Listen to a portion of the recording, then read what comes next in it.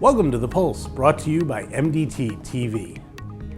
A team at Stanford University has come up with a way to levitate living cells, which could be useful for testing new drugs or monitoring diseases. The technique was previously used to accomplish the feat with larger items such as frogs and strawberries, but the delicate control needed for significantly smaller objects like cells was not achieved until now. Levitating frogs and strawberries? Play that video. The technology suspends cells soaked in a magnetic solution between two neodymium magnets.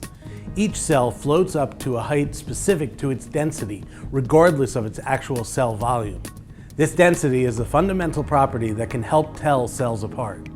In a series of demonstrations, the team separated a mix of different types of cancer cells into layers. Breast cancer here, lung cancer there, and so on.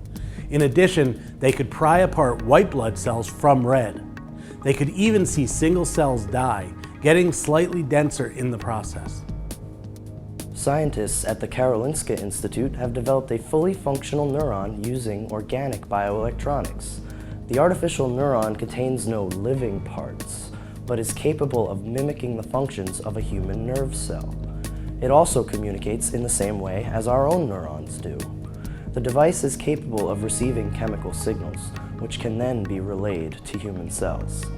The research team hopes that their innovation will improve treatments for neurological disorders, which currently rely on traditional electrical stimulation. The new technique makes it possible to stimulate neurons based on specific chemical signals received from different parts of the body. In the future, this may help physicians to bypass damaged nerve cells and restore neural function. Magnetic microrobots may soon be aiding vascular surgeons in clearing blocked arteries.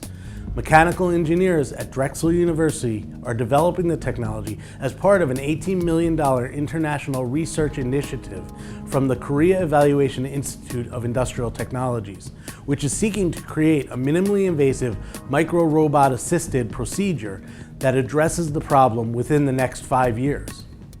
These microswimmers are chains of 3 or more iron oxide beads linked together. They are small enough that they can navigate in the bloodstream.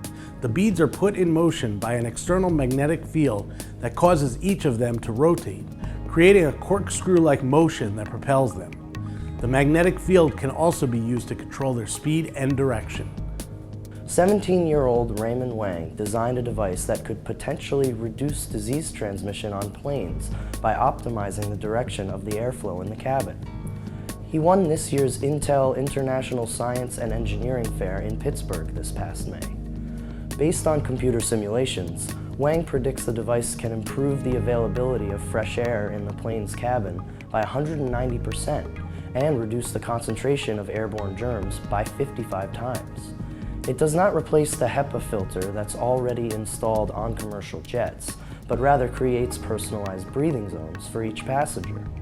For example, when someone sneezes, the device stops infectious particles from reaching surrounding passengers before they've had a chance to be filtered out. For more medical technology news, go to mdtmag.com or get involved in the discussions at Twitter, Facebook, or LinkedIn via the links below. For Sean Fensky, I'm Sam Brusco. Levitating frogs and strawberries? Play that video. And this has been The Pulse.